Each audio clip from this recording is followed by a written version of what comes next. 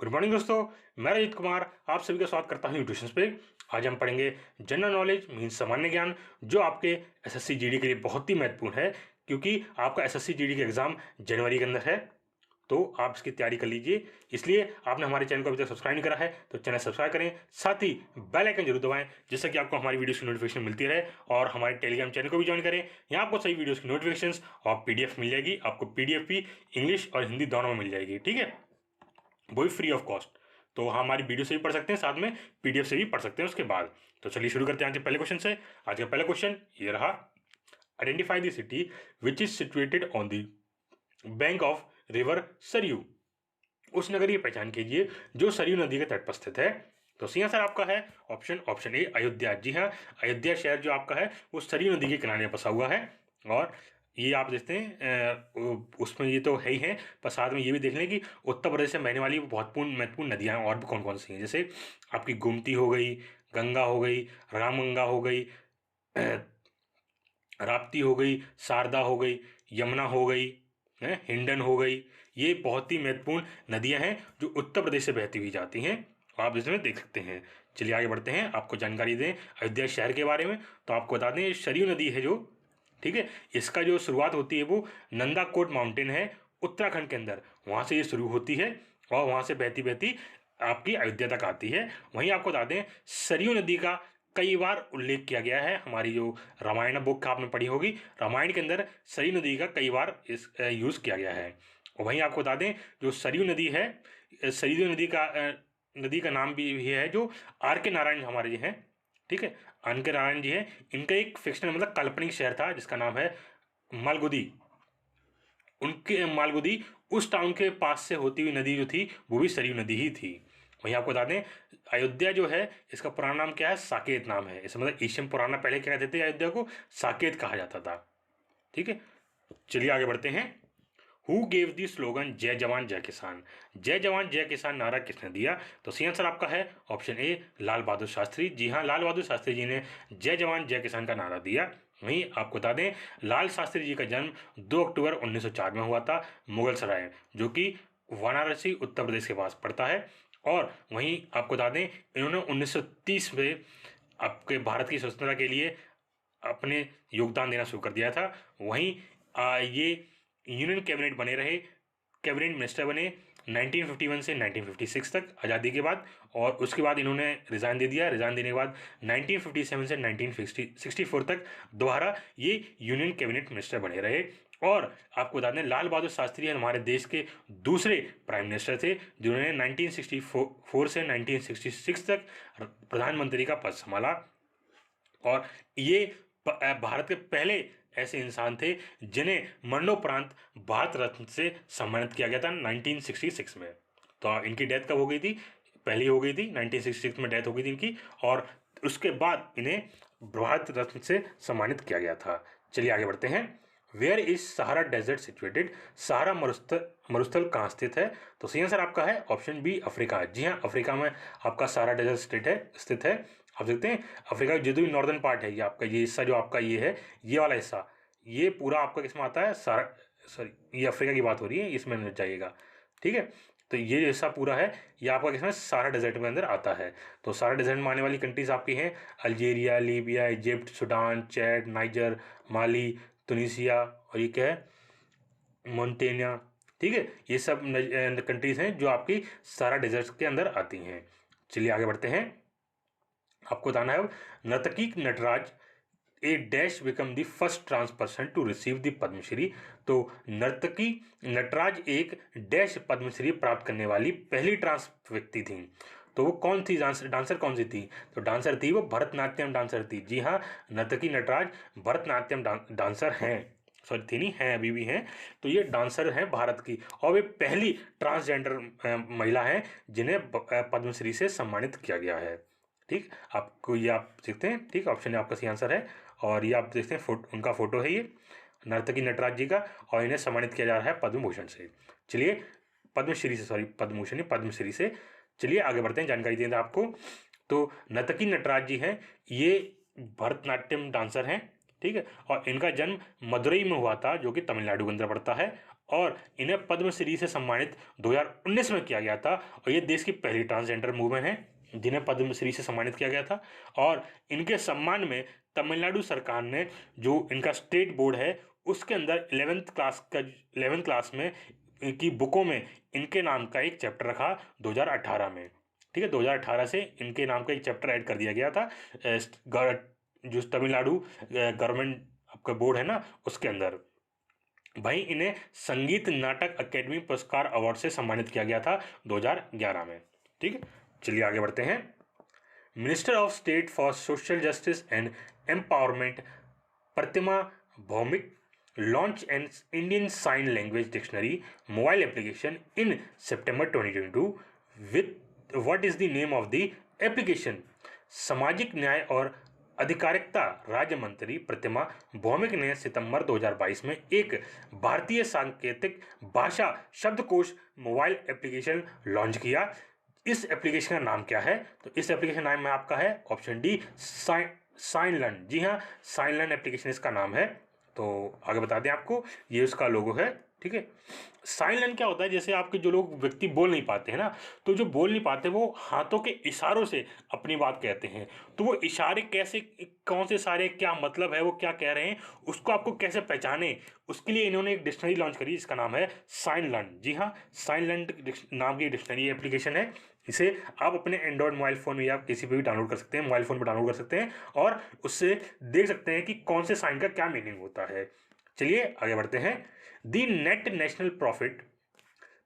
National product can be calculated by subtracting depreciation from dash. Means शुद्ध राष्ट्रीय उत्पादक की गणना डैश के बहुमूल्य मूल्य सहाय घटाकर की जा सकती है।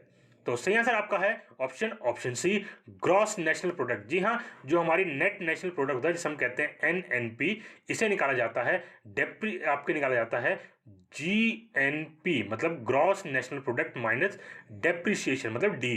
तो ये हमारा फॉर्मूला होता है एनएनपी का। भाई आपको मैंने यहाँ पे अभी फोटो देखते हैं, यहाँ पे आपको हमारी जो जितनी भी नेशनल इनकम मेजर्स होते हैं उसको मैंने यहाँ पे दे रखा है। आप उसे देख के पढ़ सकते हैं और याद कर लीजिए, क्योंकि एग्जाम से कुछ भी पूछा जा सकता है। जैसे आपके कभी जीएनपी पूछा जा सकता है, मतलब ग्रॉस नेशनल प्रोडक्ट कितना आपका कैसे निकालोगे आप। ठीक है, या फिर आपको जीडीपी कैसे निकाली जाती है ये पूछा जा सकता है। एनएनपी आपको मैंने बता ही दिया है। आपसे पर्सनल इनकम कैसे निकाली जाती है ये भी बता सकते हैं। नहीं, कुछ ही आपसे पूछा जा सकता है, तो आप याद रख लीजिएगा। ये आपके बहुत ही महत्वपूर्ण है। जैसे आपके मैं सर्कल यहाँ कर सकते हैं ना, ये आपके मेन जो है वो याद करना जरूरी है। ठीक है, ये कुछ भी आपसे इनमें से पूछा जा सकता है, ये आपके एग्जाम के लिए बहुत ही महत्वपूर्ण है, तो आप देख लीजिएगा। ठीक है, चलिए आगे बढ़ते हैं।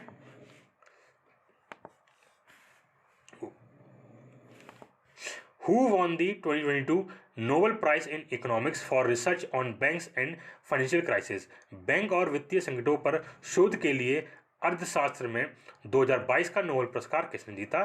तो सही आंसर आपका है option C Ben S Bernanke, Douglas W Diamond और फिलिप एच डाइविंग। जी हाँ, इन तीन लोगों ने जो इकोनॉमिक्स में नोबेल प्राइज मिला है 2022 में। ठीक है, और किसके कौन से रिसर्च पे? तो इन्होंने रिसर्च करी हुई थी बैंक्स एंड फाइनेंशियल क्राइसिस पे, इसलिए इनको क्या मिला? नोबेल प्राइज दिया गया है। आपको देख सकते हैं ये इन तीन लोगों के फोटो हैं जिनको ये इकोनॉमिक्स में नोबेल प्राइज दिया गया है। ठीक है, और आपको बता दें लिस्ट जो नोबेल प्राइज किस किस में मिला, जैसे फिजिक्स में मिला है। ठीक है, फिजिक्स में मिला है, केमिस्ट्री मिला है, मेडिसिन में अलग मिलता है आपका, लिटरेचर में अलग मिलता है, पीस में अलग मिलता है, इकोनॉमिक्स के अंदर अलग अलग मिलता है। इन सभी जगह अलग अलग नोबेल प्राइज मिला और उन सभी व्यक्तियों के नाम मैंने यहाँ दे रखे हैं, आप याद कर लीजिएगा। एक ना एक क्वेश्चन आपके एसएससी जीडी में जरूर पूछा जाएगा। ठीक है, एसएससी जीडी में जरूर पूछा जाएगा, तो याद कर लीजिएगा आप। ठीक है, चलिए आगे बढ़ते हैं। As per the census 2011 what is the total literacy rate of the male population. 2011 की जनगणना के अनुसार पुरुष जनसंख्या की कुल साक्षरता दर कितनी है? तो सही आंसर आपका है ऑप्शन सी 82.14। जी हाँ, 82.14 हमारी क्या नाम मेल लिटरेसी रेट रही थी 2011 के अंदर। ठीक है, आप ये लिस्ट दे सकते हैं, ये पूरी आपकी 1951 से मतलब जब से जनगणना शुरू हुई है तब से लेकर अब तक की पूरी लिस्ट दे रखी है यहाँ पे, और आप देख सकते हैं 2011 में। अभी 2021 में जनगणना होनी थी दोबारा से, पर कोविड के कारण ये नहीं हो पाई, अब ये होने को है। तो देखो हाल ही 2022 या 23 के बाद, 23 में या इसके बाद शायद हमारी जनगणना हो जाए दोबारा से, तो दोबारा एक नई लिस्ट आएगी। तब तक जो भी क्वेश्चंस आपके ऊपर आएंगे वो 2011 की जनगणना के अनुसार ही सारे क्वेश्चन पूछे जाएंगे आपसे, ठीक है। तो यहाँ पे आप देख सकते हैं 2011 के हिसाब से हमारी जो फीमेल है उसमें लिटरेसी रेट कितनी रही थी, वो थी 65.46, वहीं मेल में 82.14, और वहीं ऑल ओवर देखा जाए तो वो रही थी हमारी 74.04, ठीक है। चलिए आगे बढ़ते हैं। A new galaxy was revealed by the James Webb Space Telescope in September 2022. It is 32 million light years away, and some of its pictures were released by NASA and European Space Agency. Which galaxy is being explained here? तो आपको बताना है कि एक नई Galaxy है, उसको ढूंढा है James Webb telescope, space telescope ने, जो कि 32 मिलियन लाइट ईयर दूर है। तो उसकी कुछ जो पिक्चरें हैं वो नासा और यूरोप ने आपको बताया रिलीज करी है इंटरनेट पे। तो आपको बताना है किस गैलेक्सी के ऊपर बात करी जा रही है। तो वो गैलेक्सी आपकी पैंथम, जी हाँ, ये फैंटम गैलेक्सी जो है, ये फैंटम गैलेक्सी है, उसने ढूंढी है किसने, जेम्स वेब स्पेस टेलीस्कोप ने ढूंढी है, जो कि 32 मिलियन लाइट ईयर्स दूर है, ठीक है। और वहीं आपको जानकारी दे दें, जो जेम्स वेब स्पेस टेलीस्कोप है इसने ये फैंटम गैलेक्सी ढूंढी है, ठीक है। और इसकी जो पिक्चरें हैं वो नासा और यूरोपियन स्पेस एजेंसी है, उन दोनों ने मिलकर रिलीज करी है। और इसने जो फोटो है, जैसे मैंने आपको फोटो दिखाया ना पीछे, ये वाला फोटो, इसके अंदर कौन कौन सी लाइट है, इसमें गैलेक्सी के अंदर white, red, pink, light blue, ये सब कलर्स दिखाई दे रहे हैं, ठीक है। चलिए आगे बढ़ते हैं। Who among the following administers the oath of the office to a जज of a high court, means निम्नलिखित में से कौन उच्च न्यायालय के न्यायाधीश को पद की शपथ दिलाता है। तो सी आंसर आपका है option D, the governor of the state. जी हाँ, राज्य का राज्यपाल जो होता है, सॉरी, राज्य का जो राज्यपाल होता है वो शपथ दिलाता है हाई कोर्ट के जजों को। जी हाँ, जो हाई कोर्ट, जो उनके जज होते हैं, उनको शपथ कौन दिलाता है, गवर्नर दिलाता है, ठीक है, गवर्नर दिलाता है। वहीं अगर देखा जाए तो chief justice of India plus chief justice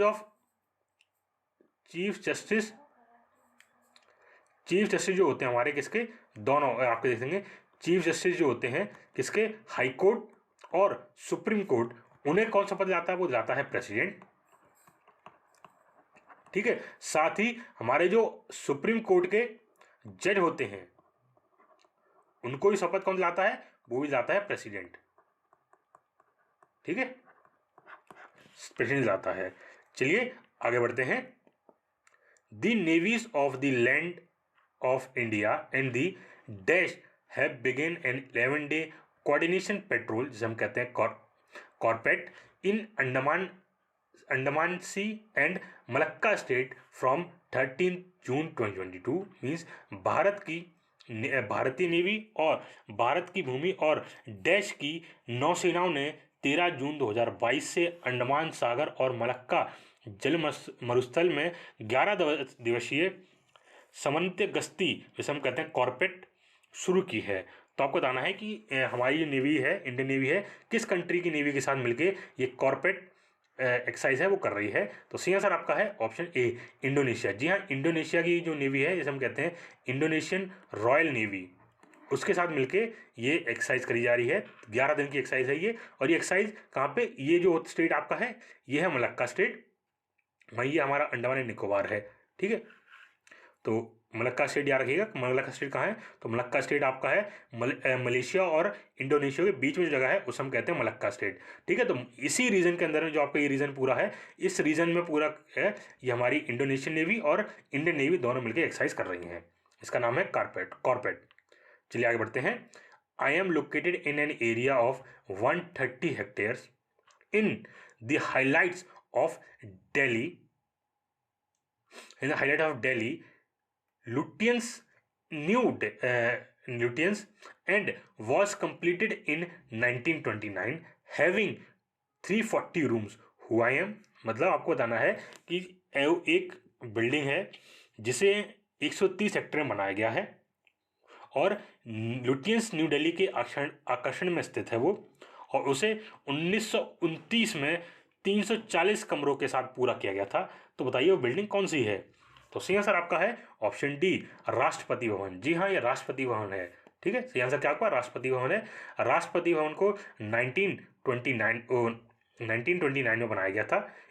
इसे टोटल 130 हेक्टेयर के अंदर बनाया गया था और इसमें टोटल 340 रूम्स हैं। ठीक है, चलिए आगे बढ़ते हैं। Who is the author of the controversial novel लज्जा? जी हाँ, जो एक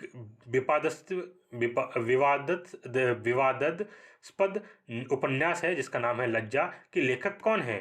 तो सही आंसर आपका है ऑप्शन सी, तस्लीम नसरीन। जी हाँ, तस्लीम नरसिन जी हैं, यही इसकी लेखक हैं। ये रही उनकी ये नॉवल है, ये ऊपर। ठीक है, ये नॉवल है उनकी, ये उसका कवर फोटो है, इनकी नॉवल है। इन्होंने इसके ऊपर ये आपके जो वुमेन क्रिटिसिज्म होता है, जैसे महिलाओं पे अत्याचार, उत्पीड़न और धर्म के आलोचना पर ये बुक लिखी हुई है। ठीक है, और ये जानी भी इसीलिए जाती हैं क्योंकि जो है तस्लीम नसरीन है, ये जानी भी इसीलिए जाती हैं क्योंकि ये ज़्यादातर जो महिला पे उत्पीड़न होता है और साथ में ये धर्म की आलोचना भी बहुत करती हैं। ये सभी धर्मों की आलोचना बहुत करती हैं अपनी किस्म नॉवेल्स के अंदर। आपको बता दें जो तस्लीम नरसीन है, ये बांग्लादेशी स्वीडिश राइटर भी हैं, फिजिशियन और feminist, secular humanist and activist हैं।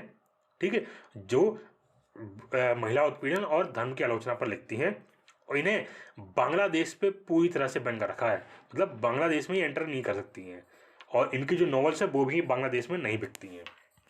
चलिए आगे बढ़ते हैं। India's first commercial space situation awareness observatory will be set up in Uttarakhand. It will be able to monitor satellites and derbies in orbit ranging from low Earth orbit to which orbit? Means Bharat की पहली वाणिज्यिक अंतरिक्ष स्थित जागरूकता वेधशाला उत्तराखंड में स्थापित की जाएगी। यह लो अर्थ ऑर्बिट से लेकर किस कक्ष तक की कक्षाओं में उपग्रहों और डरबी की निगरानी करने में सक्षम है। तो सही आंसर आपका है ऑप्शन बी, जियो सिंक्रोनस अर्थ ऑर्बिट, मतलब भू समकालिक पृथ्वी कक्ष से लेकर आपकी जो लो अर्थ ऑर्बिट से लेकर आपकी कौन सी होती है, GEO, इस ऑर्बिट के बीच में जितनी भी आपके जियो सिंक्रोनस अर्थ ऑर्बिट है, इसके बीच में आने वाली जितनी भी डरबीज होती है, मतलब जो भी कूड़ा करकट हो गया, सेटेलाइट हो गया, कुछ भी हो, वो ये क्या नाम हमारा ऑब्जर्वेटरी स्टेशन है, ये उसे ट्रैक कर सकता है, मतलब उसको पकड़ सकता है या उसे देख सकता है कैसे चल रहा है, कहाँ आ रहा है, कहाँ जा रहा है इस एरिया में पूरे। ठीक है, तो आपको बता दें जो आपका दिंग तारा, ठीक है, दिंग तारा एक स्पेस स्टार्टअप कंपनी है भारत की। इसने इंडिया का पहला commercial space situation awareness observatory स्थापित करी है गढ़वाल रीजन उत्तराखंड के अंदर। ठीक है, गढ़वाल रीजन उत्तराखंड के अंदर। आपको बता दें ये जो आपका ऑब्जर्वेटरी है वो 10 सेंटीमीटर साइज की जो और आपकी डरबीज होती है, मतलब कूड़ा, और डरबीज आपसे कहते हैं से जो कूड़ा करकट होता है, या फिर कहते हैं मेट्योर्स के अंदर जो छोटे टुकड़े बच जाते हैं ना, जो बड़े बड़े टुकड़े होते हैं पहाड़ जैसे, उनमें छोटे बड़े टुकड़े बच जाते हैं, वो अगर 10 सेंटीमीटर तक के हुए तो ये उसे ट्रैक कर सकता है। चलिए आगे बढ़ते हैं। How many oxygen atoms are there in a molecule of sodium peroxide? Sodium peroxide के एक अणु में कितने ऑक्सीजन परमाणु होते हैं? तो सही आंसर इसमें आपका है ऑप्शन बी, 2 होते हैं आपके। ठीक है, कैसे होते हैं आपके, तो सोडियम परऑक्साइड कैसा होता है आपका, सोडियम परऑक्साइड फॉर्मूला होता है आपका Na2O2 होता है। तो मतलब क्या होता है 2Na + O2, ये क्या हो जाता है Na2O2, ये आपका होता है सोडियम परऑक्साइड। ठीक है, चलिए सही आंसर आपका है 2, आपका सही आंसर है। चलिए आगे बढ़ते हैं। The chemical properties of an element depend upon, किस तत्व के रासायनिक गुण डैश पर निर्भर करते हैं? तो सही आंसर आपका है option A, the number of electrons in the outermost shell of the element, तत्व के सबसे बाहरी खोल में इलेक्ट्रॉनों की संख्या से उनकी जो केमिकल प्रॉपर्टीज है वो डिपेंड करती है उनके ऊपर। ठीक है, तो जैसे कहते हैं आपकी कोई एलिमेंट है आपका 6 कौन सा होता है, कार्बन होता है आपका। कार्बन एटम होता है आपका, ठीक है, कार्बन एटम होता है, इसका 6 एटॉमिक नंबर होता है। इसमें आप देखते हैं कि कैसे घूमता है। तो जो आपके आउटर मोस्ट जो सबसे बाहर वाली सेल कौन सी होगी, इसमें 6 होते हैं, लास्ट में कितने आपके 4 ही होती है। इसमें सेल कौन से होते हैं, 2 2 8 18 है ना, तो इस हिसाब से होते हैं ये सारे। तो उसी हिसाब से ये दिए जाते हैं। तो आपको उसी जो आपके इसमें आउटर मोस्ट शेल जो होती है, इसकी आउटर मोस्ट शेल में जितने इलेक्ट्रॉन्स होंगे उन्हीं के हिसाब से इनकी केमिकल प्रॉपर्टीज होती है उस एटम की, ठीक है। चलिए आगे बढ़ते हैं। Dash is one of the first finest step wells in India and one of the most famous legacies of the ancient capital city Patan 133 kilometres away from Ahmedabad. तो डैश भारत में बेहतरीन बावड़ियों में से एक है और अहमदाबाद से मात्र 133 किलोमीटर दूर प्राचीन राजधानी पाटन की सबसे प्रसिद्ध विरासतों में से एक है। तो वो है कौन सी है, तो सी आंसर आपका है ऑप्शन बी, रानी की बावली, जिसे आप यहाँ पर इसे कहते हैं रानी की वाव। तो बावली आप वाव भी लिख सकते हैं, ठीक है। रानी की वाव, जो रानी की वाव है ये आपकी अहमदाबाद गुजरात के अंदर पड़ती है, ठीक है। तो आप देखते हैं फोटो है उसकी, ठीक है, रानी की वाव की। और ये इसका जानकारी दें आपको, तो आपको बता दें ये इसे 11वीं शताब्दी में बनाया गया था, सोलंकी राजस्व में राजवंश के टाइम में, मतलब सोलंकी डायनेस्टी है उनके टाइम में बनाया गया था ये। और ये बनाया गया था, जो उनकी भीमदेव फर्स्ट है, उनकी जो वाइफ है उनका नाम क्या था, रानी उदयमती, ठीक है। रानी उदयमती ने उनके पति जो है राजा भीमदेव प्रथम उनकी सॉरी उनके स्मृति के लिए ये 1063 में ईस्वी में, सन 1063 ईस्वी में इसे बनवाया था, ठीक है, उनकी याद में ये बनाया था। और आपको बता दें 23 जून 2014 को इसको यूनेस्को वर्ल्ड हेरिटेज साइट का दर्जा दे दिया गया था, ठीक है। और इसमें जो रानी की वाव के अंदर जो कलाकृतियाँ हैं, जो भी आपकी मूर्ति हैं या फिर जितनी भी चित्रकलाएं हैं, ये भगवान विष्णु से संबंधित है, ठीक है। और आपको बता दें रानी की वाव एकमात्र वावड़ी है जिसे विश्व विरासत सूची में डाला गया है, ठीक। और आप इसकी फोटो आप हमारे जो 100 रुपये का नोट है ना उसके पीछे भी देख सकते हैं, ठीक है। क्या आप देखते हैं, बाकी आपकी और बावलीज दे रखी हैं, इसे आप पढ़ सकते हैं। वहीं आपको ये इंग्लिश में है तो इंग्लिश वालों के लिए इंग्लिश में दे रखा मैंने। और आपको देखना है 100 रुपये का नोट आपको मैं बता रखा था, 100 रुपये के नोट के पीछे ये जो फोटो है, यहाँ लिखा भी है रानी की वाव, ठीक है। तो ये 100 रुपये के नोट के पीछे इसका फोटो भी है। अगर कई क्वेश्चन आ जाए कि 100 रुपये के नोट के पीछे कौन फोटो, जो 100 रुपये नोट के पीछे फोटो है वो किसकी है, तो वो है रानी की वाव की फोटो, तो याद कर लीजिएगा। चलिए आगे बढ़ते हैं। Article 25 to article 28 of the Indian constitution talks about dash. भारतीय संविधान के अनुच्छेद 25 से 28 डैश के बारे में बताते हैं। तो सही आंसर इसमें आपका है option D, right to freedom of religion. जी हाँ, right to freedom of religion आपका होता है आर्टिकल 25 से लेकर 28 तक, ठीक है। 28 तक आपके 4 आर्टिकल होते हैं। ये 4 आर्टिकल किसी आपको होते हैं रिलीजन के लिए, मतलब आपको धार्मिक स्वतंत्रता का अधिकार देती है आपको, ठीक है। तो ये आपके ये चारों आर्टिकल रहे, जैसे धर्म की स्वतंत्रता का अधिकार आपसे हम कहते हैं right to freedom of religion. इसमें आपका आर्टिकल 25, आर्टिकल 26, आर्टिकल 27, आर्टिकल 28 आते हैं। आपकी पूरी जानकारी दे रखी है इसमें, आप पढ़ सकते हैं। चलिए आगे बढ़ते हैं। ये इंग्लिश वाले को दे रखा है, इंग्लिश वाले के लिए पढ़ सकते हैं इसमें। Which company has announced to roll out the first in India seating system for Vande Bharat express train from September 22। Means किस कंपनी ने सितंबर 2022 से वंदे भारत एक्सप्रेस ट्रेनों के लिए first in India seating system शुरू करने की घोषणा की है। तो सी आंसर आपका है option A, Tata steel limited. जी हाँ, टाटा स्टील लिमिटेड ने शुरू करी है। और आपको बता दें फर्स्ट इन सिटिंग, इसमें खास बात ये होगी जिनकी चेयर्स होंगी वो बिल्कुल आप जैसे प्लेन में बैठते हैं, अगर आपने फ्लाइट में कहीं बैठे हुए हैं तो फ्लाइट की जो सीट्स होती हैं सेम वैसी सीट्स इसमें वंदे भारत ट्रेन के अंदर मिलेंगी आपको आपसे, ठीक है। चलिए आगे बढ़ते हैं। Who among the following was a British reformer, a campaigner for women's rights and a supporter of Indian nationalism. मतलब आपको बताना है निम्नलिखित में से कौन एक ब्रिटिश सुधारक, महिला अधिकारों का प्रचारक और भारतीय राष्ट्रवाद का समर्थक था। तो सही आंसर आपका है ऑप्शन डी, एनी बेसेंट। जी हाँ, एनी बेसेंट थी, जो इंडियन की एक क्या नाम ब्रिटिश की रहने वाली थी, ब्रिटिश की पुरानी सुधारक थी, और साथ ही महिला अधिकारों का प्रचार करने वाली और भारतीय राष्ट्रवाद का समर्थन करने वाली लेडी थी। आप देख सकते हैं उनकी फोटो है ये, एनी बेसेंट का। तो इनके बारे में जानकारी दे दें तो आपको बता दें, एनी बेसेंट इनका ये महिला थी। इनका जन्म 1847 में लंदन में हुआ था, ठीक है। और 1867 में इन्होंने पादरी के फ्रैंक वेसेंट से शादी कर ली थी, ठीक है। और उनके 2 बच्चे हुए थे उनसे। और ये बता दें, इन्होंने सबसे बड़ी बात क्या है, इन्हें भारत के अंदर होम रूल आंदोलन जो है, होम रूल मूवमेंट है, इनसे जुड़ी रही थी। और एनी बेसेंट 1916 में बाल गंगाधर तिलक के साथ मिलकर Akhil Bharatiya home rule league शुरुआत की थी इन्होंने, ठीक है, किन्ने, एनी बेसेंट जी ने। और साथ ही ये एनी बेसेंट जी आपको जानकारी दे दें तो एनी बेसेंट एक सपोर्टर थे, या मान सकते हैं कि एक मानती थी किसे, आर्य सेल्फ रूल, मतलब अपने हिसाब से रूल कीजिए, ठीक है। और एनी बेसेंट जो है उन्होंने अपने आप कन्वर्ट कर लिया था, ठीक है। तो किसमें, थियोसफी में आपको कन्वर्ट कर लिया था अपने आप को। किसके साथ मिलने, हेलेना के साथ मिलने के बाद इन्होंने अपने आप को थियोसफी में कन्वर्ट कर लिया था 1889 के अंदर।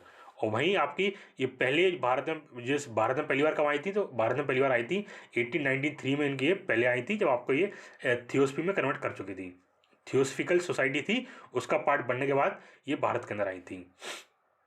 वहीं आपको बता दें, एनी बेसेंट सोसाइटीज प्रेसिडेंट की सोसाइटी की प्रेसिडेंट ही रह चुकी है। सोसाइटी एक पूरी संस्था थी, उसकी प्रेसिडेंट रह चुकी थी 1907 से 1933 तक। वहीं ये सेंट्रल हिंदू कॉलेज के इन्होंने बनवाया था, मतलब एनी बेसेंट जी ने सेंट्रल हिंदू कॉलेज बनवाया था वाराणसी 1898 के अंदर। और इन्होंने इंडियन नेशनल कांग्रेस की ज्वाइन किया था। और साथ ही में 1970 में ये कांग्रेस की प्रेसिडेंट बनी थी, ठीक है। चलिए आज के लिए बस इतना रखते हैं। अगर आपको वीडियो अच्छी लगी हो तो वीडियो को लाइक करें, चैनल को सब्सक्राइब करें, साथ ही वीडियो को शेयर जरूर करें, जिससे कि आपके ये और भी लोगों के पास पहुंच सके।